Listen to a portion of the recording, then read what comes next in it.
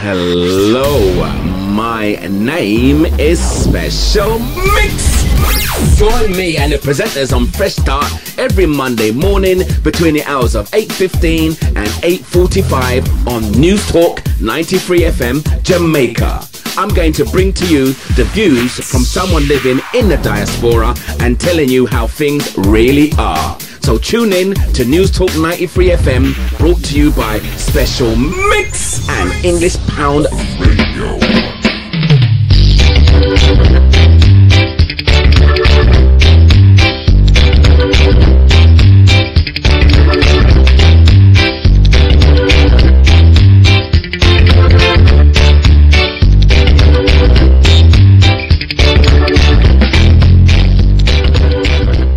Those of us who have actually lived abroad, you know, have an appreciation and understanding, and I do believe that it's a process we're still trying to figure out. We're still trying to work through it. I have one caveat though. Many times when you're abroad, you tend to have a very romantic idea. Yes, and I believe that you really can't impact on the reality of Jamaica until you have Jamaican dollars in your pocket. If all you're doing is changing your pounds when you come here or changing your US dollars when you come here, it's a different worldview. It's a different reality. But when you're actually earning Jamaican dollars and have to spend Jamaican dollars, and see the difference, it puts you in a different space. But we're in it together because they can do some incredible things to us. Many did not believe that they'd be there for so long, you know, and we have now seen the kind of transition, especially in the US, because the first one generation believed they're going to come back home, and now the children, 2 generations later, the children are there. And they're not interested. But there's some children who are born there who are even more Jamaican than their parents. I get the contact all the time, you know, that my mother was born in Jamaica and I want to come home. But I guess it's a reality check when they do hit the ground and they see the expense, as you said. The expense is usually the big drawback. Well, we now have Special Mix on the line. Want to welcome you, Special. How do you do? How you doing? Special? Hello? Seems that we're having a little static in our communication. You got us? I'm here. Good morning. How are you? Oh, good morning, Special Mix. Welcome. And very well, thanks. I'm Amani Tafari and we have in our studio this morning very special guest, Dr. Lakim Samaj, psychologist, quintessential psychologist extraordinaire. All the superlatives this morning, right? Because we're looking at the thinking that goes into how the Jamaica diaspora can contribute to nation building, and we were looking at the kind of cynical perspective that a lot of times we are looking north or wherever the diaspora is located now to see how we can be helped here in Jamaica.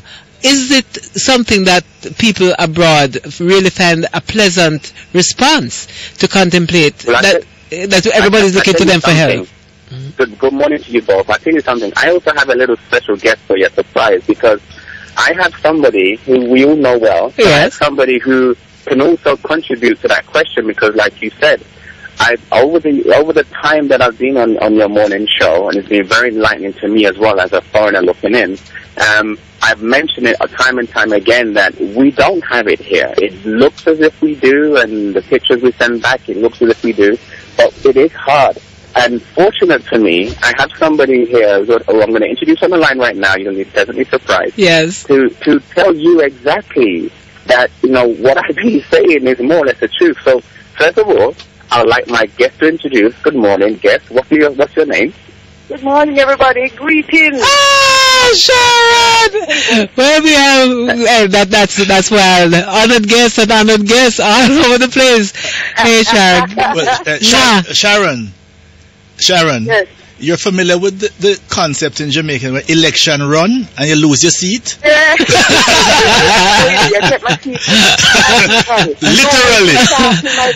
Literally. Yes, but we also have online Kevin O'Brien Chang. I want to welcome you to the discussion, Kevin O'Brien Chang. Welcome to First Start. Welcome. So who we have? Kevin, how are you doing? Let me explain who we have, Kevin. We have in studio Imani and Lakin Samaj, and we have online Special Mix and Sharon Hay Webster. So full house this morning. I will looking at the ways in which the Jamaica diaspora can can contribute to Jamaican nation building. And Special just emphasized for the umpteenth time that people don't have it foreign. They don't have it like how we expect. What is your take, Kevin, on this expectation that we have of our diaspora? Well, there are no obligations, right? The diaspora, other than a family ties, And that's on a personal level. On a national level, they certainly have no obligation. And none of them are hard-working people. Mortgages are to pay mortgages are high. Hold the line for a second, Kevin. Maybe you could talk straight into the phone so that we don't get that little... It's very low pressure here over here. Yeah, that's much better. Okay. You can't hear me? Yeah, that's better. No. Okay, no, and I'm saying is, oftentimes Jamaicans might hear that the Jamaican people abroad are making good salaries, and it sounds like a lot of Jamaican money. But the bills are also much higher. The mortgage and stuff like that is more expensive, rent, all that kind of stuff. Just to clarify for you both, he's saying that, yes, he's agreeing with you, Special, that the expenses in the foreign environment are much higher than they are here in Jamaica, and therefore the expectation that we have that, the higher salaries mean that we can get higher remittances is not really true. So, and I tell you something, my mom and dad, when they come over and they visit me, and I'll tell you something, I'm not doing too bad at work, for example, right? But when my mom and dad come, and we decide we're going to go do shopping or something, or buy some clothes or buy some food, there is sometimes, like more than often, when my mom and dad will say, listen, let me buy it for you. Let me put some money towards it. Because they actually see what's happening. And it's funny because when my mom was over here for a few months with us, and she would get some of her money sent over, when she run out, she gets some money sent over when she run out. And near the end, she says, wow, I can't believe I actually drew out so much money. And I've only been here for a short space of time. And she looks at me and my wife and says, how do you guys survive? And so my question to Sharon, who she's visiting over here with family members, my same question goes to you, Sharon. How do you find it that your family abroad, how are they coping? Well, they have those similar challenges too. And the important thing about the difference, I think, here, though, is that for those who don't have the means to cope in, and you are recognized as citizens here, there are the support from the state that allow you to be able to access to care and access to welfare support. But at the same time, you're encouraged to ensure that you are moving to productive space. But as I said, I'd like to shift the conversation just a little bit, though, to this, in terms of looking at the contribution of the diaspora to nation building. I think the important thing is the difference in attitude. I'll give you a simple example. For Dexter to pay his water bill here, there's no NWC man or there's not a person from the water supply shop that comes to read a meter. He's expected to take a picture of his meter, indicate what the reading is on it, email that in, and then send his payment in. And that's one of the things that we're talking about. Just yesterday, he says it is so much easier to make my payments to be seen. He says, I've never ever seen the face of the person who I pay my mortgage to. I've never ever seen the face of the person who I pay my insurance for my car, for the house. But you know what happens? I get service. And I think that is such a critical difference in attitude in respect of how our citizens operate in Jamaica, as again, how you have to learn to operate in a different space. Yeah. But what about... And simple things in terms of like traffic discipline and the bylaws. Ignorance is no excuse. I mean, for me being here and my son's best friend coming to, and it was their wedding anniversary, and there was a big vehicle that they had rented so that we could travel together, and we had to park the vehicle on the roadside for the night. You know what we woke up with? A $25 ticket. Because there was not a notice to the municipality that there was going to be an extra vehicle parked at the roadside of the house.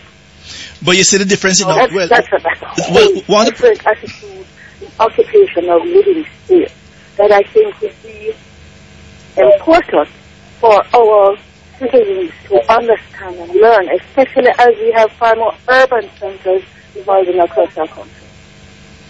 But you see, Sharon, you know, we have this illusion that Jamaica is a modern state, but it's not. Because all the things you have described, those are some of the vestiges of a modern state.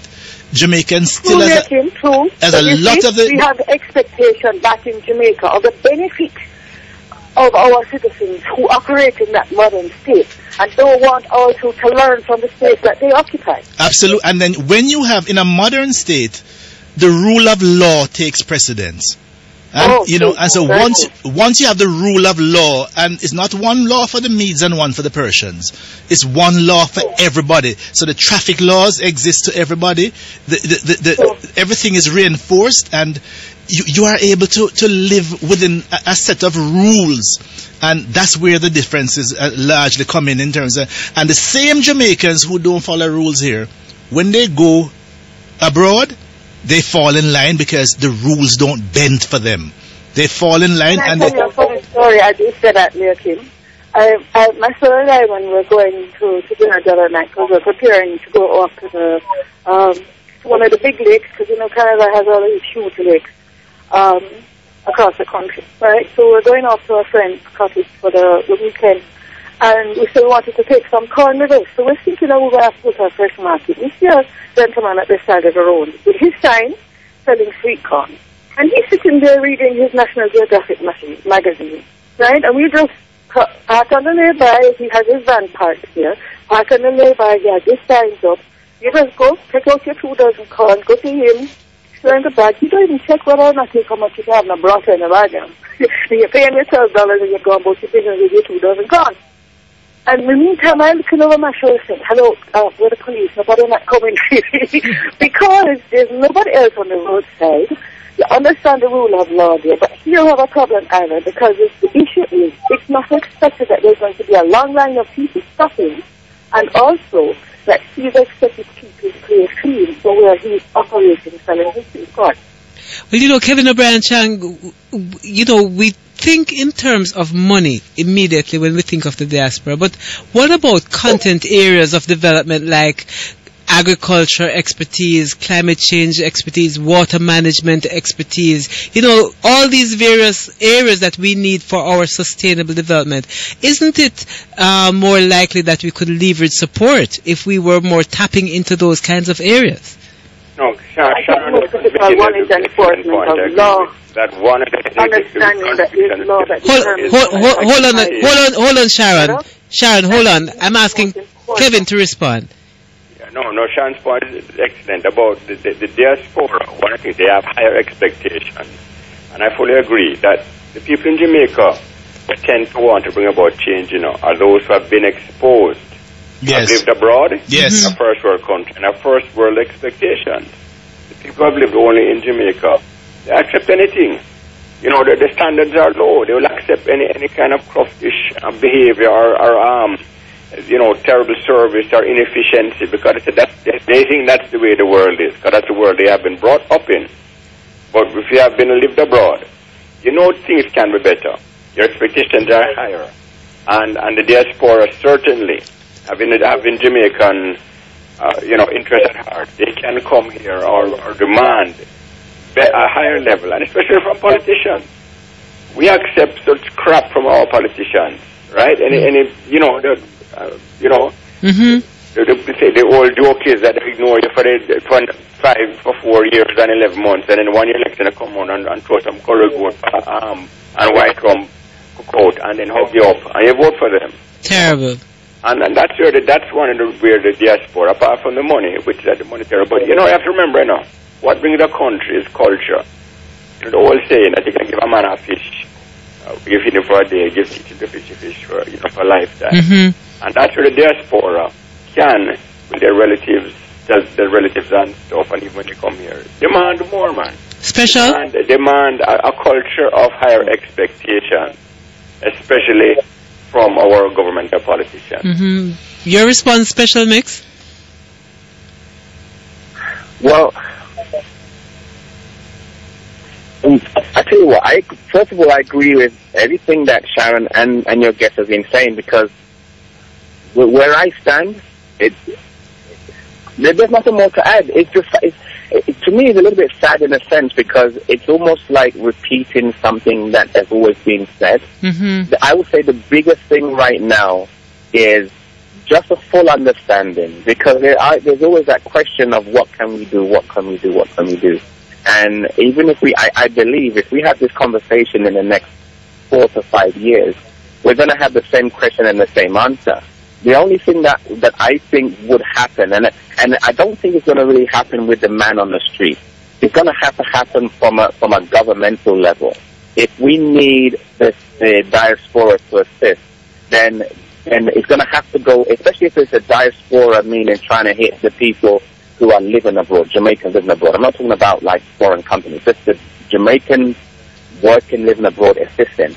I would say the first thing you need to do is organize a diaspora to diaspora link, where the Jamaican government organizes a department, I have said it before, that works directly with the diaspora, and then they will open up links, whether it's through the consulate or through the embassy, with other countries and say, look, for this specific purpose, we want to engage the diaspora or people who want to invest in Jamaica through this diaspora organizational link, and then that way we can start to put things in place, because to ask the general public to assist is going to be very hard and it'll be very inconsistent. I agree with that, wholeheartedly, because I think there's a social capital, there's an intellectual capital that exists in the diaspora, and would many have direct connection to Jamaica, and a part of many people in the diaspora, one is wanting, part of their dream is to come home at some point, or to see Jamaica elevated, because the extent that Jamaica is elevated, their extended self-identity is also enhanced. The same way they get excited when they see Jamaica doing well at the Olympic Games or the Commonwealth Games, because that's part of their heritage. So that if we could tap into that also by literally now, can you imagine having a database of what persons have in terms of their capabilities and their competence and their expertise, that we could tap into that? Because when positions become available, when information is needed, when intellectual resources are needed, that now become an incredible data bank that Jamaica, the nation, could benefit from. What say you, Special Mix? Do you think that space is there for persons to feel that sense of kindred spirit enough that they will share that technological, that developmental expertise to leverage our economy or our quality of life here in Jamaica? 100%. I know Jamaicans, right? I know non-Jamaicans right now who would easily visit Jamaica in their pensionable age with all of that knowledge that they've learned. These are nurses, these are matrons, these are scientists, these are headmasters, these are engineers, these are mechanics, these are structural engineers. They would easily go to Jamaica and assist for 6 months or 8 months of their time as a vacation stroke work. But you can't do it just by picking up a ticket and going there. Where are you going to stay? Who's going to look after you? Yes. That's what I'm saying. For Jamaica to want the diaspora to assist, it has to start from the top. The government has to create an organization, and it has to be, if you look like I said, diasporan, if you look into that way, it has to be an organization which will cater specifically for that challenge. And if I want myself to go and I'm retiring, I will go to this group and say, okay, I'm going to give 4 months of my time. Make the link. And this government group, maybe with my government group, through injections, or where you got to take travel tablets, travel insurance, where you're going to stay. It has to be done in an organized way. What would you say, Sharon? Well, I would want to jump in and endorse that. But what it takes is the leadership to facilitate it. And what I'm looking at, look at Rockford, who's the mayor here. And I don't know if that many people recognize the kind of impact he has had in his municipality. You're going off, Meg, Sharon. He had a Jamaica flag flying during the Independence period here in Toronto.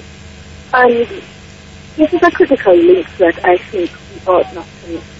That if there is someone in leadership here, within the municipality, who has a link clearly in the diaspora, who can facilitate the kind of intellectual sharing that Lekin is speaking to, that allows some kind of structure to exist, where, for example, you can get exchange programs where youth can come and spend a month or two to live in a different space and be able to take that experience back home.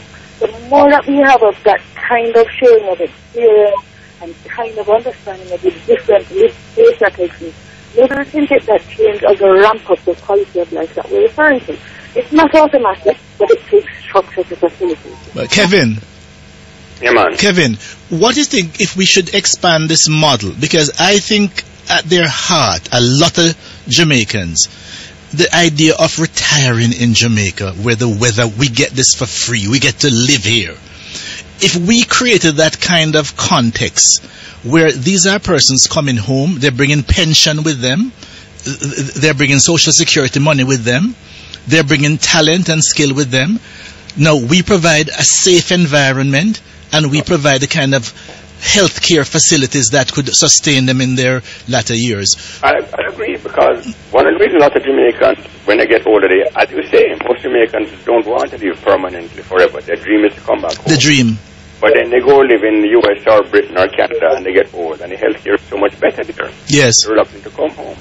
But as I said, all what I've always maintained for a number of years, that the diaspora should have spokesmen in our Senate or in Parliament to give even a once-a-year speech. You have a representative from, say, Britain, England, US, yes, maybe two from the US, right? Mm-hmm. Representing what their concerns are, because if you don't keep that link alive, I keep making the point that the Jamaicans abroad are under no obligation to send money home to the country. They only send to their family. Mm-hmm. And if these patriotic links wither, so will the money.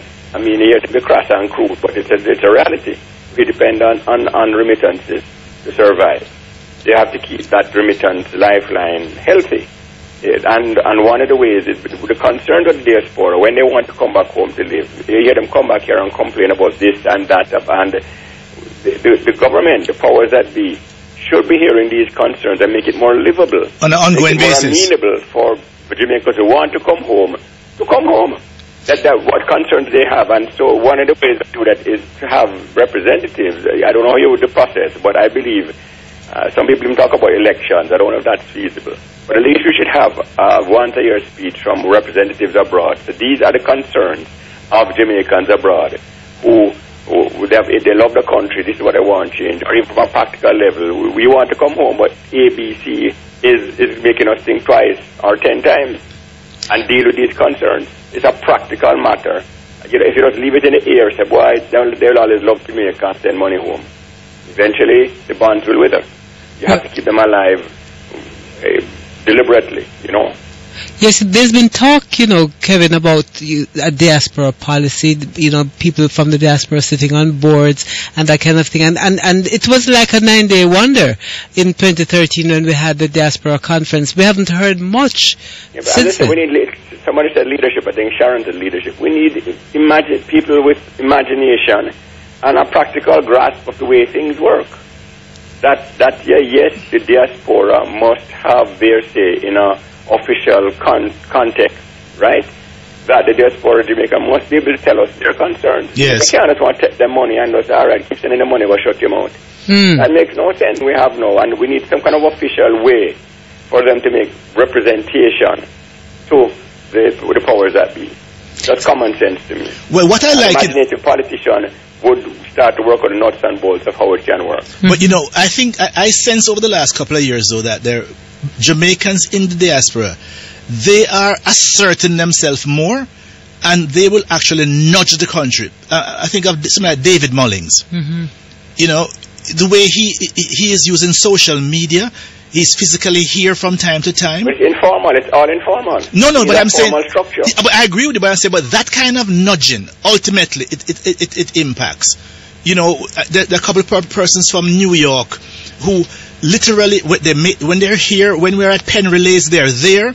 But I think I see those forces coming together and really now pushing. Remember that our politicians really think only in terms of election cycle. So to get them to think outside of that and to think of Jamaica in the long haul, in the long pressure. Power concedes nothing without a demand. It never did, it never will. So the diaspora will have to also push for it too. But those of us here, self-interest too. This is a politician's self-interest, because if the remittances started dwindling, all the politicians are bad. Yeah, it's a self-interest thing, But they think the vote is the more immediate self-interest. Yeah, well, votes always depend on how well the country is doing. Yes. Financially. Yes. So it is in their self-interest. That's about opening their minds. Mm-hmm. Well, special mix. Okay, Sharon, go ahead. Well, I tell you something, and just thinking about this and thinking about like the diaspora bonds and everything else and how can we get, that's a simple idea we can maybe give to the government then, or give to a bank of some sort. We normally send millions, billions of dollars from around the world via Western Union or any other money transaction.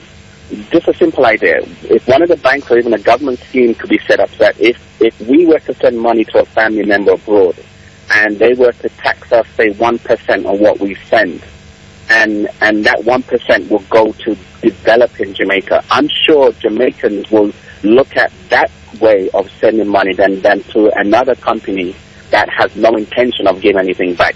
So, I mean, I would. If I'm sending money to my parents and I'm going to an institution that will tax me 1% on what I'm sending, but that 1% is going to build in Jamaica, then I definitely would use that compared to Western Union. So that's just my suggestion.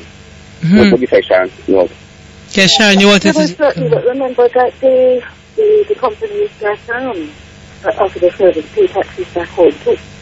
No, I mean an additional. Oh, you mean an additional 1%? An additional 1% from me. I know using that institution, I personally am helping to build into a specific fund. It could be called a Diaspora fund. That money is specifically going to build in parts, whether schools, hospitals, whatever. And I know in my heart, every time I use that money transfer, I am building that Jamaica. That's the important thing, so especially with that, is the issue of accountability. Well, Earl Jarrett from Jamaica National. Because if that money is coming back for that specific purpose, then the diaspora wants the reporting on it. You have to be ensured that there is accountability for every cent that's placed in that space. Yeah. Mm-hmm. Well, you're saying Earl Jarrett. Earl Jarrett, Jamaica National, has been talking about that kind of thing, and targeting special instruments that will, draw funds from the diaspora, but then, in a sense, giving them a stake giving them investment opportunities in a direct manner. So I think the timing from that for that is quite current.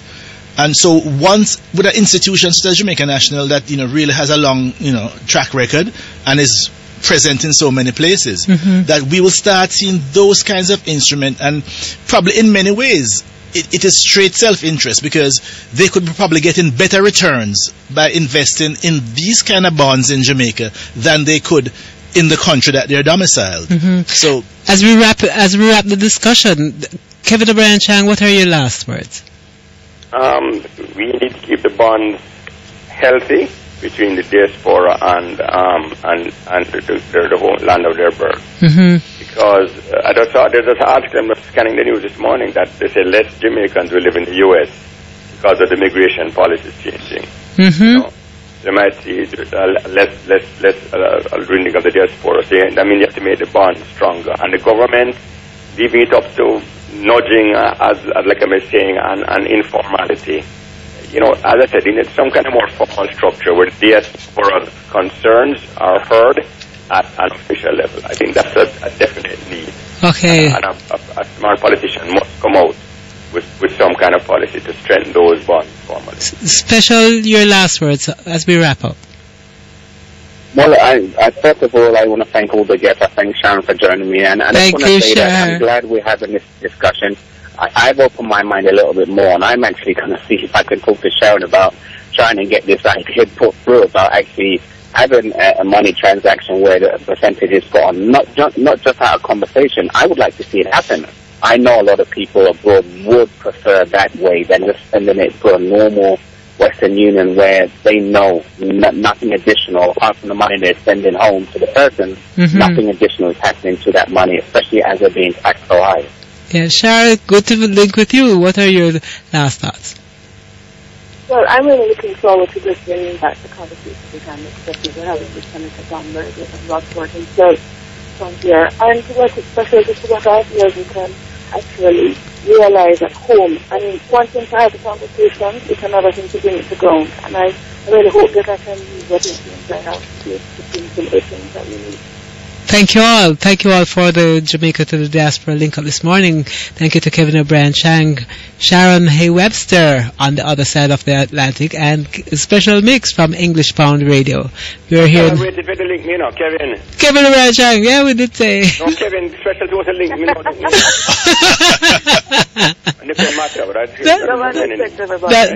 That's right. Yes, we love to keep it special. Thank you very much. And that's it for our special link up Jamaica to the Diaspora that we do every Monday morning, special mix on English Pound Radio, being the host on the other side. Stay with us. We'll be right back to take your calls right here on Fresh Start.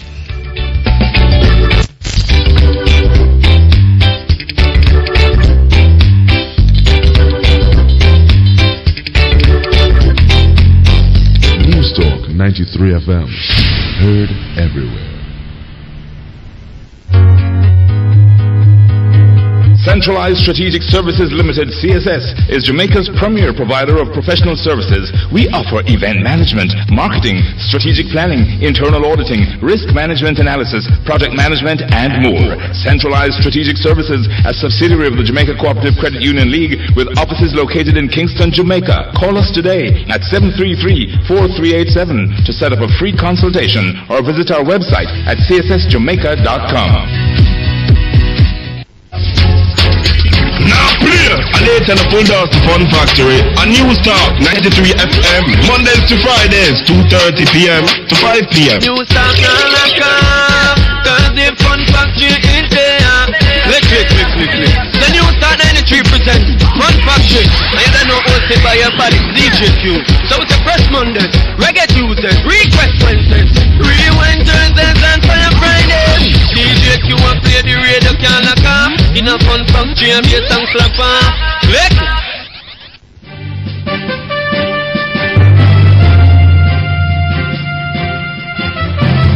Tune in to News Talk 93 FM weekdays from 5:30 p.m. to 7 p.m. for Prime Time's leading current affairs program, The Evening Edition. Join host Lambert Brown on Monday to Wednesday and Garfield Higgins on Thursdays and Fridays as they boldly tackle the topical issues of the day, the News Talk way. That's The Evening Edition on News Talk 93 FM.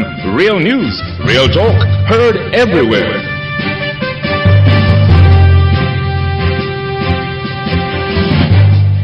This is News Talk 93 FM, broadcasting from the University of the West Indies, Mona campus. News Talk 93 FM, real news, real talk, heard everywhere.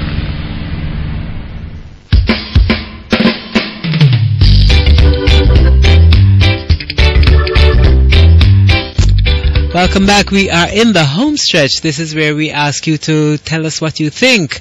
And we have our lines open, 702-2585, 702-3470, 977-7638, and toll free 1-888-991-5155. And if you want to call in on the digital line, it's 618-1823. You can also text in 899-7657.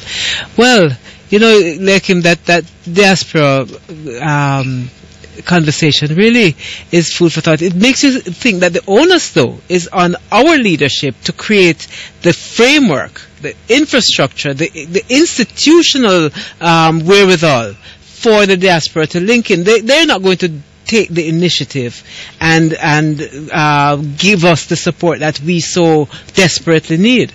But we should make it fun and productive and profitable for them to participate in such an initiative. Well, you see, I am very cynical where politics are concerned, that because so many politicians think purely in terms of their own re-election. Mm-hmm. Now the diaspora is a large entity. It is. And you can't control it, you can't account for it, and so on. So they were very careful how we let this in without being able to control it. But there must be a mechanism where you can give them checks and balances. Give them a voice, and because you can't just take their money and without any responsibility. You don't want to hear anything from you. No. Well, we have some calls on the line.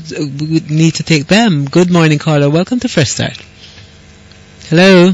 Hello. Yeah. Good morning. Welcome to the show. You're quite low. I'm not picking you up. Okay. But go ahead. I heard much of your discussion this morning. Mm-hmm. By the way, sir, where are you calling from? I am in Linz. Okay. Just checking on our transmitter in that area. Yeah. I heard some of the discussions going on. And to be frank, we get this impression, and sometimes our people, them braggadocious way, them left Jamaica and them gone to paradise. Mm-hmm. And give back the impression why them reach paradise and things are run well. But in real terms, plenty of them can't find back them here to come back. True. And some of them not straight either. No, yes. But this is one of the things, and possibly that is why them can't find back them fear to come back too. Mm-hmm. But it is kind of a sad that and then they create an expectation out here. Yes. You understand? Yes. And of course, like true Jamaican, plenty of them are picking out and them don't remember their name. Right. Because it no really suit them to remember their name either, because in conscience will trouble them. It's very complex, and not only picnic, old people too. Old people, them they are right. No, you're absolutely correct, my brother. The complexity of the situation. Yeah. The context. Many went there with. Well, I advise young people who go abroad, and especially is education inspired, go with a timetable. Yeah. Go with a program, because you can get there and get caught up and forget what the original dreams were. But the point about when Jamaicans coming home and they max out the credit card and they bring something for everybody and so on, and they don't have it. So they, in many instances, have created the illusion that the streets are paved with gold. No, clearly they do. Because, the concept is to make a better life. And it look bad if you go there. You remember back to Miss Lou's poem about not even little twang. Yeah. Thank you, caller. We have a full board and we have a few minutes, so we have to thank you for that thought, because it's very relevant. Very, very relevant. Morning, caller. Welcome to Fresh Start. Hi, morning, Doc. How you doing? Well, very well, thank you. And you too? Fine. Okay. Morning, sir. How you doing, boss? The double doc thing. I'm good. Okay, and morning to everybody. Yeah. You come on with a beautiful thing this morning about these things, but it's not as easy as it's thinking, Doc. Yes. It's not as easy. And if people are not trained in Jamaica to be strong and have a fear of what you're going for, you go to get what you want, do what you want, and come back here, you get caught up in the system of America. I lived there 16 years. And if I didn't have a strong background in family matters, even though when I come back, they condemn me, but I make a decision to come back here. Yes. After learning what I have. It's not as easy as what you think. And a lot of people feel that money is on tree. If somebody come from America give you $5, you're supposed to glorify them for that. And people don't understand that. Yes, and 30 years later, a lot of persons can't even find the place here. You can find, because it's like in Jamaica, you have a house, and if you plant a tree, you have to know where you plant it, or the city will deal with it. You don't own the land, you don't own the tree them that you have. You can't put up a gate, you can't do this. It's not like Jamaica, you do anything as you like, It is a restricted country. Hey, caller. And yes? Caller, I lived in the US for 11 years, and probably for the first maybe 9 or so, I literally refused to buy a proper winter coat. All right. Why? Because I soon go home. No. Exactly. When I got to Cornell, Ithaca, New York, I had to break down and buy a proper winter coat and proper winter shoes. Because when the minus 20 reach you, and every vehicle I bought when I was in the US, in school, I had to calculate, is this vehicle serviceable in Jamaica? Because I could be going home next year. Okay. So my mind was totally on Jamaica time. That is the you, whole and way. that is me, and that's a few of us, Doc, because I used to have to put my hand in, and when I come out from work and I take my hand and hold the key in the door, I will put hot water on the stove and in the... And that's when you get depressed and walk home, don't it? And anyway, don't get too depressed, you've got the thought of it. We have too much land in this country for people not to live anywhere, and we pack up Kingston and St. Andrew, and when you look through, there's so much land that the government need to start thinking a different way to make cheaper house for young entrepreneur, young people who start business, who think they can have a home, but you must make it possible that they can start a home at 5 million and they can add on to this and they can fix it with a little land. Too much land in this country, and we abandon our young people. Grateful for that thought, because the entitlement issue is a serious one. We're going to return to it in a big picture segment coming up shortly, but thank you for your call. We've got to take a couple more before we wing it out of here.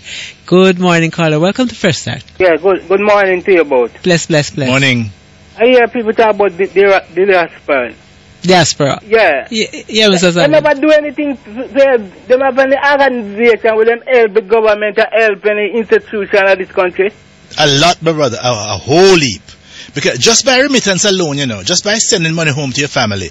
But there are a lot. Listen, on the weekend, there were a number of stories in the newspaper about persons who literally, brought things back to Jamaica, sent things back to Jamaica. No, a lot of them are always looking out for what's happening at home. Because at that light at that stadium in downtown Kingston, that cricket stadium there, I believe them should fund that thing. Oh, really? Why? From India. But cricket is not doing big business anymore. Well, let's do big business or not. We need the light at that stadium. Anyway, that is your opinion. I don't know that I agree with you on that one. But we have a couple more to take. Thank you much for your contribution to Fresh Start, and welcome, caller. Good morning. Morning, Iman. Yes, Garden. Yes. People like will live abroad for a while after do it, because the government now go do it. See out here, a man register something where deal with hemp and gatekeeper. I can't register it. Yes. Can't do that. Yes. Is we and we cousin them after do the link. But Garnet, if I were the Minister of Development, if there was such a thing, every person in this country would get a visa to be able to travel, because even for one time, I will see who really interested in developing the country to come back. Yeah, but look on the mindset, Leakem. My brother. Out of the man who eat the patty and the man who bake the patty, who are the expert on the patty?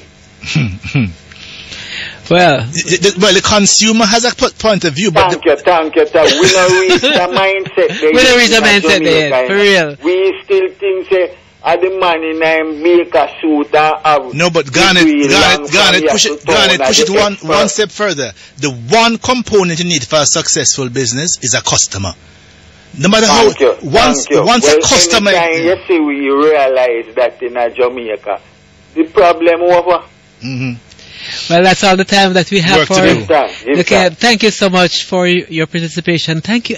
First of all, we want to thank our guest presenter in studio this morning, Dr. Lakim Samaj, quintessential psychologist extraordinaire. That is what we're giving the superlative treatment, because we are very grateful for your contribution this morning. It was such a pleasure. No, my pleasure to be here, and I actually like the format of the program, where you really devote sufficient time to a topic, both in terms of the guest and the information available and the dialogue and so on. I think it's very, very, very critical that we have these kinds of discourse. Thank you so much, and thank you all who made this work this morning. Give thanks for a great show, and I'm Imani Tafari Amma, wishing you a blessed day.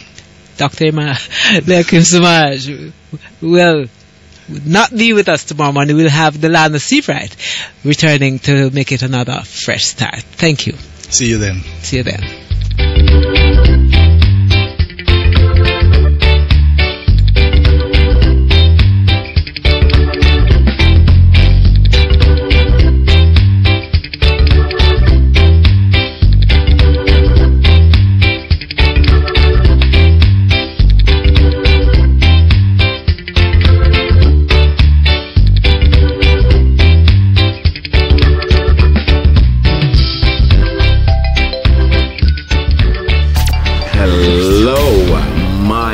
name is Special Mix. Join me and the presenters on Fresh Start every Monday morning between the hours of 8:15 and 8:45 on News Talk 93 FM Jamaica. I'm going to bring to you the views from someone living in the diaspora and telling you how things really are. So tune in to News Talk 93 FM, brought to you by Special Mix and English Pound Radio.